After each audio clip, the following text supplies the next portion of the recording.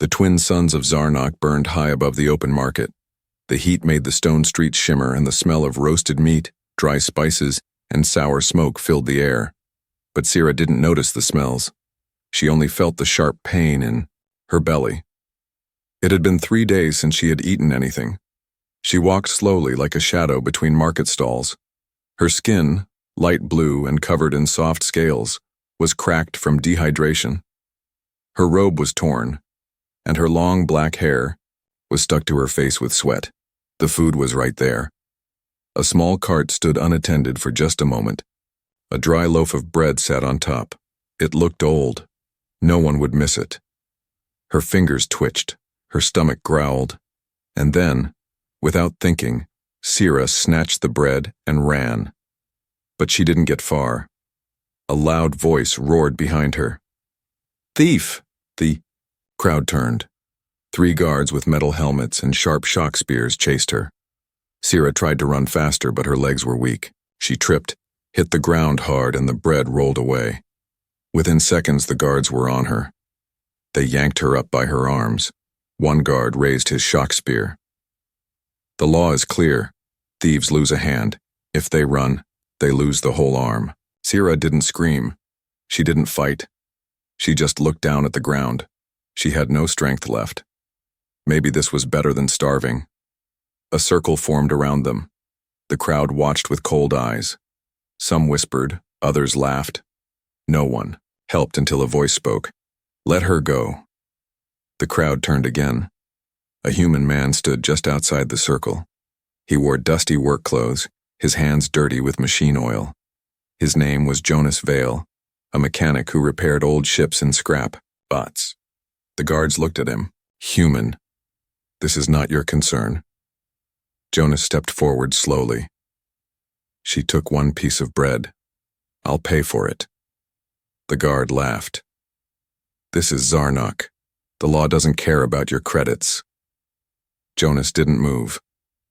"Then take me." Instead, everyone went silent. "What?" the guard said, confused. "She was starving." "I wasn't. If someone has to lose a hand, take mine." Whispers ran through the crowd.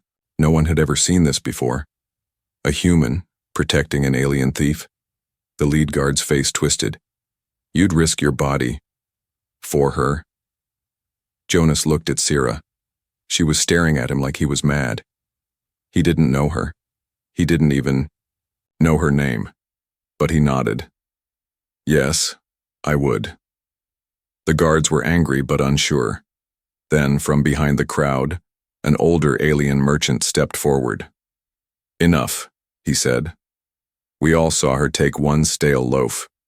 And we all saw who stopped. The punishment. The human offered payment. Let it end." After a long pause, the lead guard hissed and let go of Sira's arm.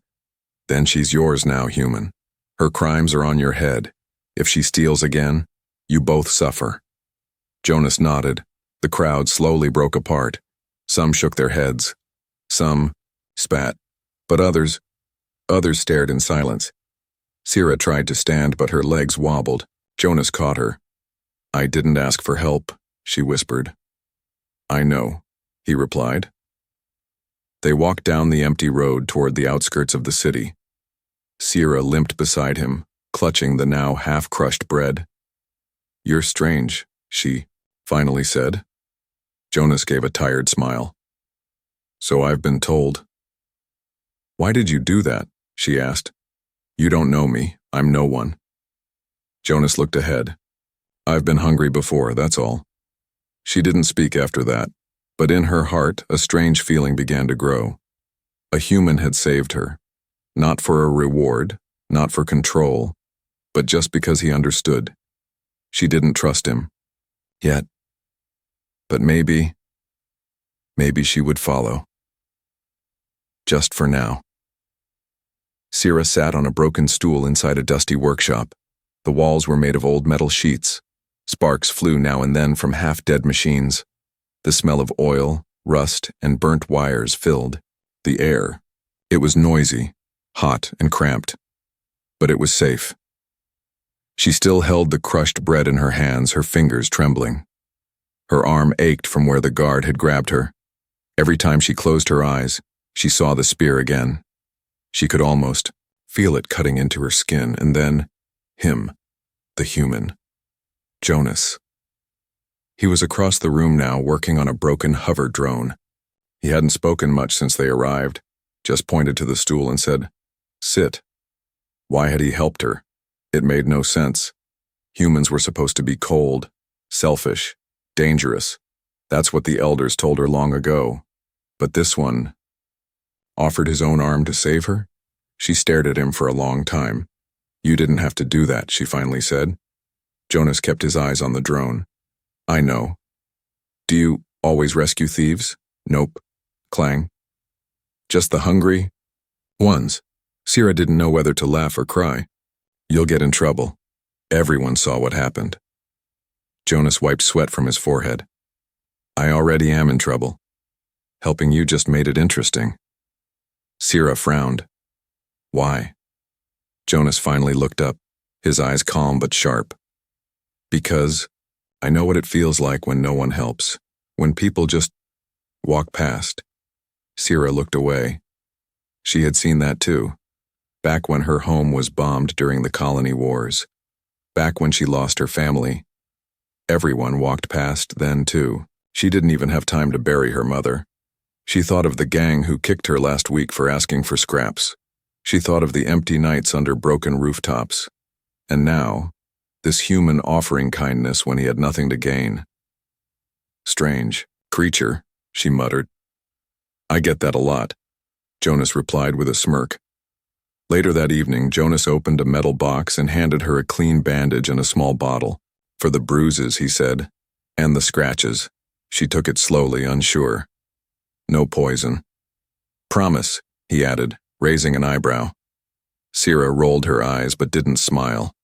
Still, she cleaned her arm quietly, biting her lip as the antiseptic stung. "You got a name?" Jonas asked. "Sierra." "Nice, I'm Jonas. You already told the guards." "I know. I just thought hearing it here might sound less dramatic." Sierra raised an eyebrow. "You're weird." "I am a human."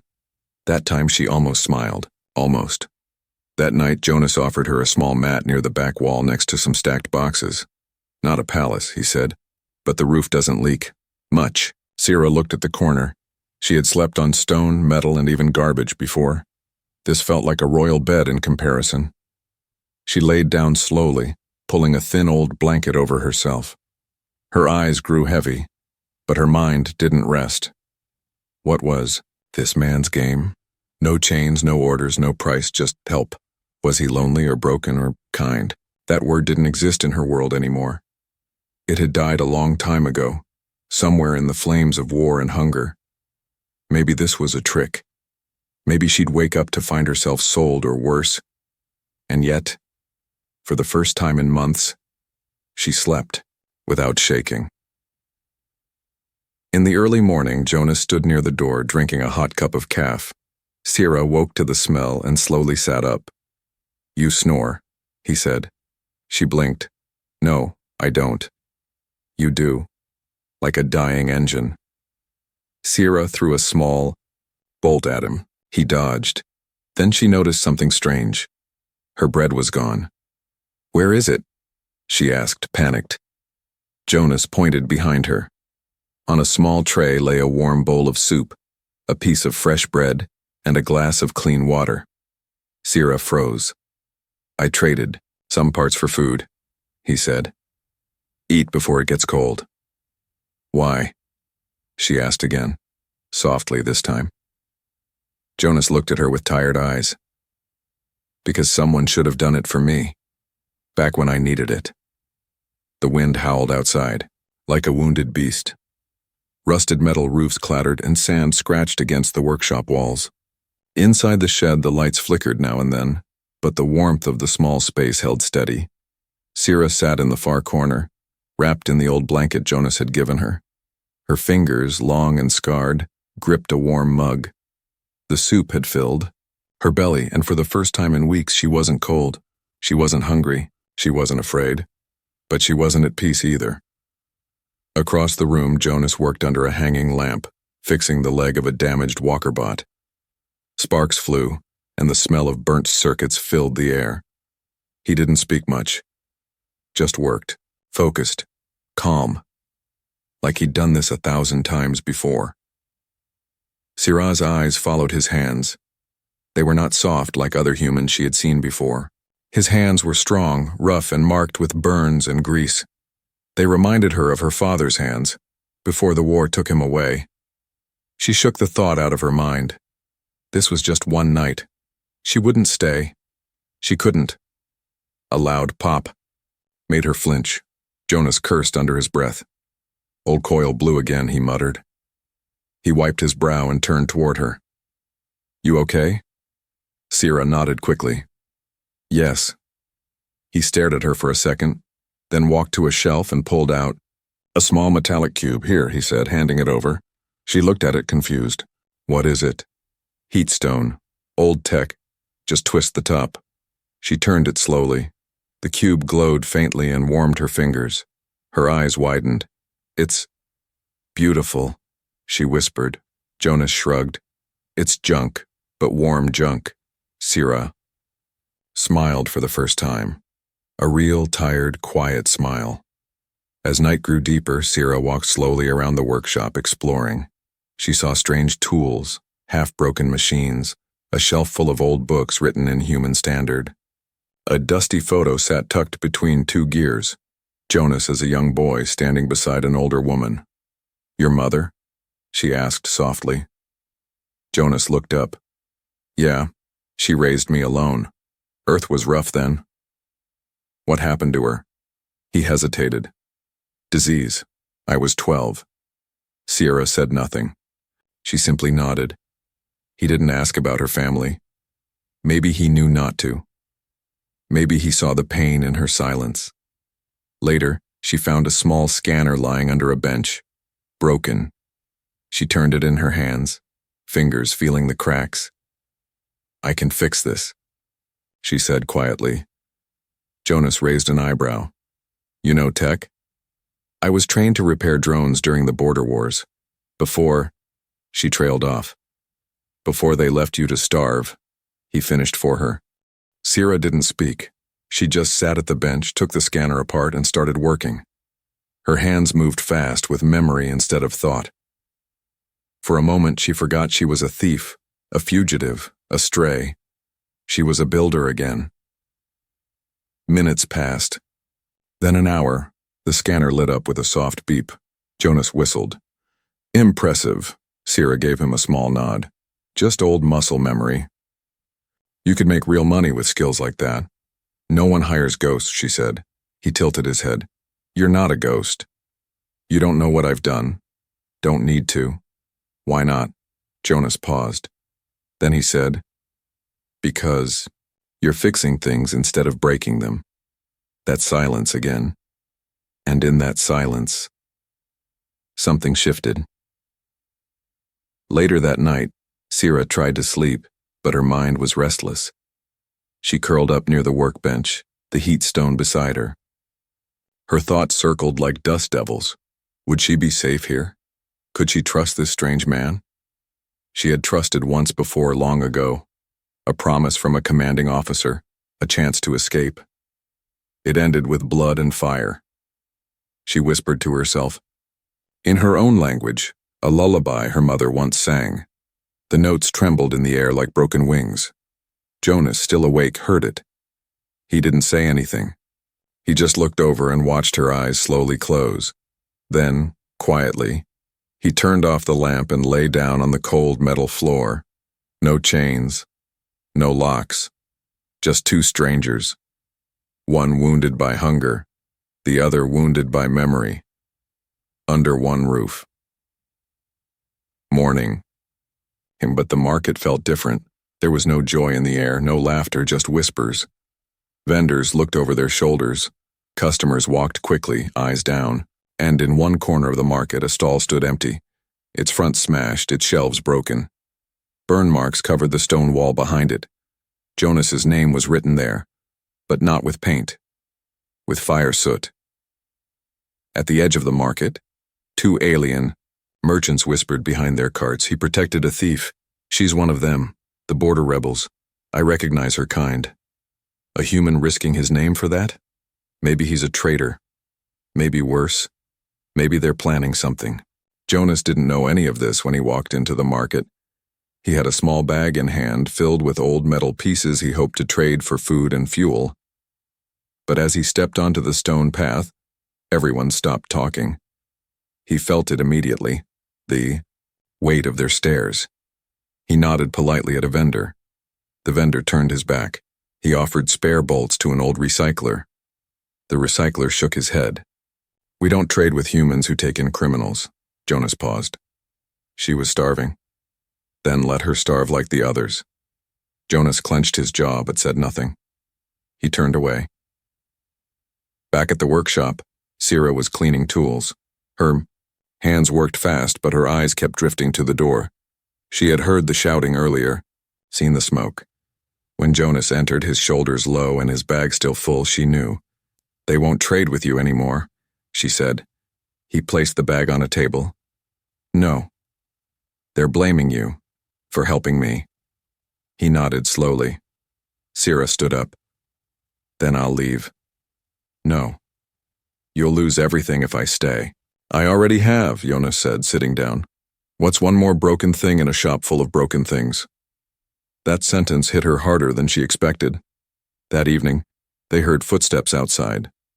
Jonas reached for a metal rod. Sira stood beside him ready. The door creaked open. 3 figures stood in the doorway. 2 young aliens in gang symbols and 1 older man with a scar across his cheek. The same gang that once attacked Jonas's shop. Well, well, the scarred man said. Looks like the human's new friend is still here. Jonas didn't speak. Thought you'd get away with helping a rebel thief? The man growled. You're sending the wrong message. Next time someone steals, they'll expect mercy. He took a step forward. Sira stepped in front of Jonas. The gang laughed. Look at that. She protects him now. But Sira's eyes were different. No fear. No weakness. Only cold focus. If you touch him, she said softly, I'll break your hands. The room froze. The scarred man's smirk faded. You're just a street rat. Sira took another step. Her tone didn't rise. I was 3rd-tier combat tech for the Koro front. I dismantled war drones with my bare hands. Do you want to see how I take apart a man? Even Jonas looked surprised. The gang backed up. You think this place will protect you? The leader spat. You'll never belong here. Neither will you, Sira replied. They left, slamming the door behind them. Later, Jonas sat on the floor, his back against the wall. You didn't have to do that, he said. Sira sat next to him, cross-legged. Now we're even. You saved me from idiots with loud mouths. She tilted her head. You saved me from law and death. He sighed. You shouldn't have to fight for me. I wasn't fighting for you, she said calmly.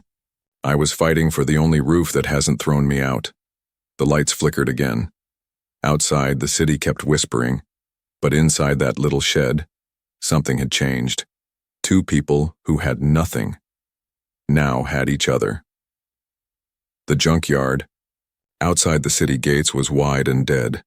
Massive heaps of old ships, scrap metal, broken droids, and rusted weapons lay forgotten under the red sky. It was a graveyard of machines, silent, lifeless, and dangerous. Jonas came here often to dig for parts. It was how he kept his workshop running. But today was different. Today, Sira came with him. She wore a thick jacket now, patched together, from his spare gear. Her long hair was tied back, her eyes sharp and alert. Jonas handed her a sensor tool. If it clicks twice, it's valuable. She nodded. And if it clicks once? Just junk. Or a bomb. She raised an eyebrow. You didn't mention bombs. You'll be fine, he smiled. You're tougher than metal. Hours passed as they searched through the piles. Sira moved like someone who had done this before, fast, careful, quiet. Jonas was impressed. You really were part of the war, he said. I didn't lie. He hesitated. I believe you. She gave a small nod but didn't speak more. Her eyes stayed on the junk. Her hand brushed a piece of twisted armor, and for a moment, she froze. Jonas noticed. "What is it?" Sierra slowly picked up the metal plate. Her fingers trembled. This was ours." Jonas stepped closer. "Yours?" She turned the plate. A symbol was still faintly visible. A red claw, slashed through a star. "That's the Koro front mark," she whispered. Jonas looked at her. "You really were high rank." She didn't respond. Instead, she turned and started digging fast, throwing parts aside like something had woken inside her. Jonas tried to stop her. "Sierra, what are you doing?" "There were hidden caches," she muttered. "Spare weapons, command logs, records." Her voice shook. "If this is where they dumped our gear, then they dumped our dead too." Jonas grew silent. Sierra didn't stop until her hands were bleeding. Finally, she hit something hard, a sealed case, buried deep under steel and soil. She stared at it, breathless. "Help me lift it." Together, they pulled it out and broke the seal. Inside were three things: a scorched rebel uniform, a shattered comm device, and a photo. Sierra picked it up slowly. It was a picture of her and her younger brother. Back when they both wore the rebel badge. Back when they both believed they could win. Her hands shook. "I thought he died in the collapse, but if this is here..." Jonas looked at the broken comm unit. Maybe he survived. Maybe he escaped. Sierra stood up. Her voice was tight. Or maybe he's still hiding, waiting. Maybe he thinks I died. She turned to Jonas. Her face was pale.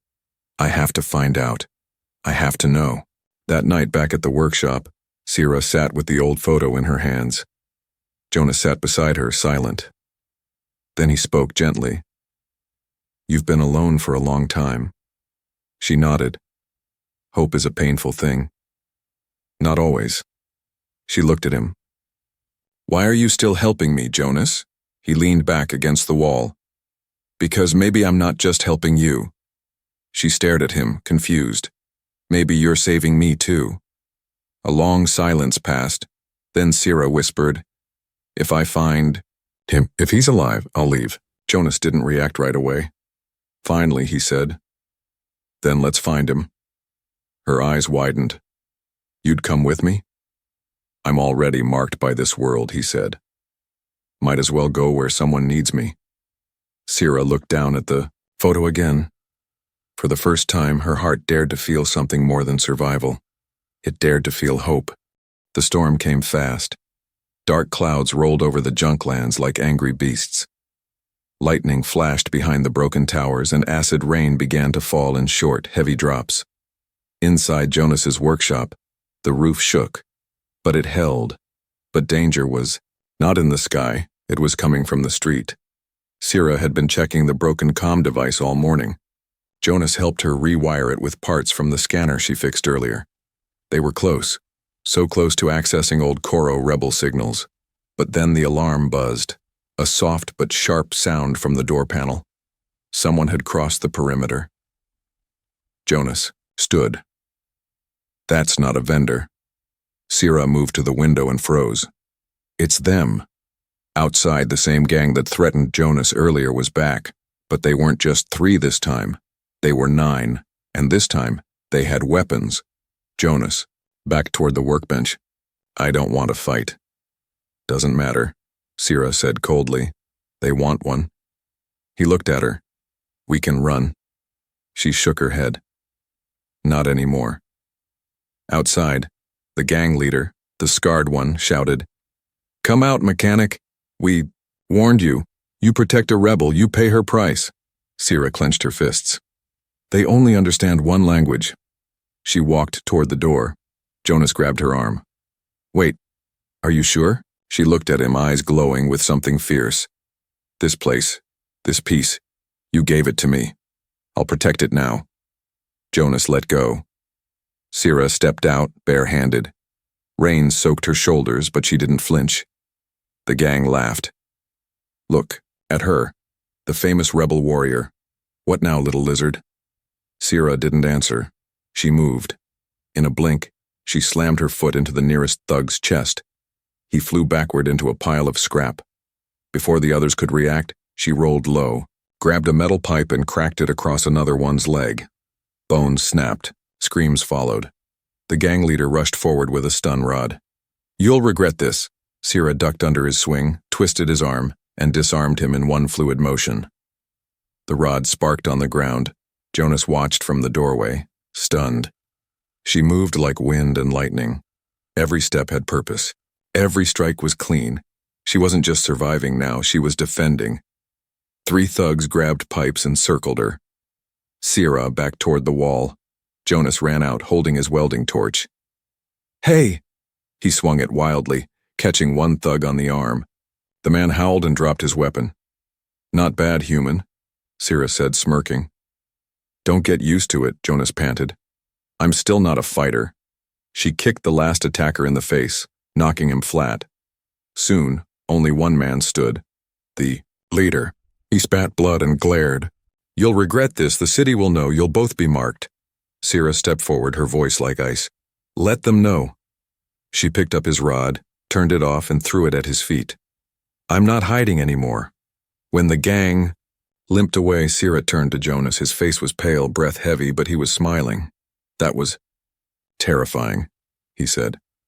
"I told you I could fight." "No. You told me you dismantled drones." She wiped her brow. "Same thing." They both laughed. But deep inside, something had changed.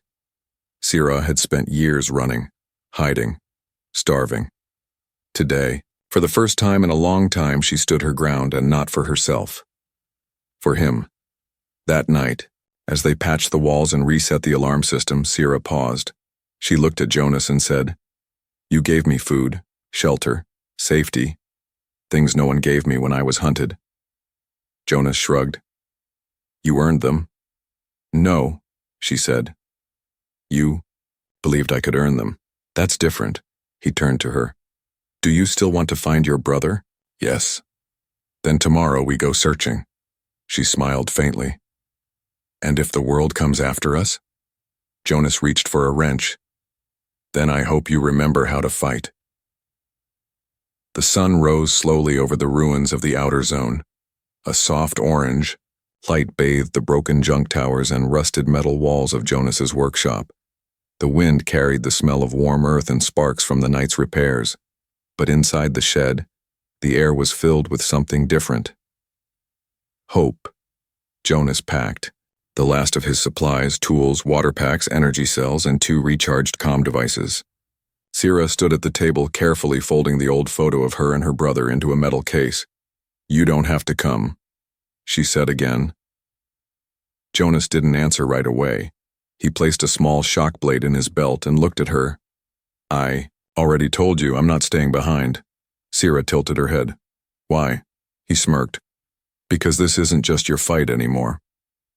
They followed the comm signal north across the wastelands.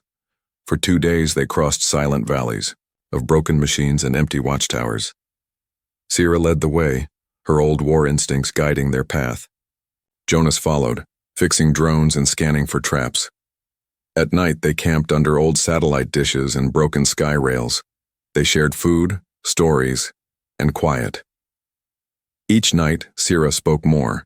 She told Jonas about her people, how they rose in rebellion but were betrayed by their own allies. She told him how her brother Tiran had once stood beside her, brave and full of fire until the day he vanished in a blast that swallowed half their base. "I never found a body," she whispered. "Just silence." Jonas handed her a small firelight stone. "We'll find the truth." She nodded, her fingers closing around the warmth. On the 3rd morning, they reached an old rebel hideout, half buried under sand and time. The signal was strongest here. The entrance was blocked by twisted metal. Jonas began cutting through it with his plasma torch. "If he's alive, what will you say?" Sierra stared at the locked door, her heart racing. "I don't know." The doors groaned open. Inside, the air was dry, cold, silent. They moved through the dark tunnels, past shattered glass and rusted machines. Old signs and rebel codes still hung on the walls. Then, a light blinked. Sierra froze. Her eyes locked on a small green glow behind a security gate. A voice came through a damaged speaker. Low, weak, familiar. Sierra? Her heart stopped. Tyran? She whispered. The gate creaked open, and there he stood. Thinner, older, a long scar down his left cheek. But his eyes, still hers. Sierra. His voice cracked. I thought you died. She ran to him. They didn't speak for a while. They just held each other. Sister and brother torn apart by war, stitched together by survival. Jonas stood quietly nearby, giving them space. Finally, Tyran looked at him. You're human? Jonas nodded. Mechanic, traveler, occasional, cook. Tyran raised an eyebrow. You saved my sister? Jonas chuckled. She did most of the saving. Sierra added softly. He gave me something I forgot existed. What? A reason to keep going. They returned to the city 3 days later, together. Tyran carried proof of his survival and data on old rebel prisoners who were still missing. The local council was forced to listen. News spread quickly. The rebel survivor had returned. And, with him, the human who risked his life for an alien thief. Whispers turned to wonder. Shame turned to silence. And Sierra? She was no longer invisible. She stood in the market one morning, beside Jonas, buying bread with clean credits. The same vendor, who once called her a thief, now said, You're the one who stood against the gangs? She nodded once. The vendor gave her 2 extra loaves. That night, under the stars, Jonas sat fixing a small drone on the workshop steps. Sierra joined him, carrying warm drinks. She handed him one. He took it and smiled. You're not running anymore? No, she said softly. And I'm not repaying debt either. He looked at her. I'm staying, she added. Because I want to. Jonas raised his mug. To not running. She clinked hers against his. To rebuilding. They sat in silence, 2 survivors in a world that had once tried to bury them. And somehow, they had won. Not with weapons, not with war, but with choice.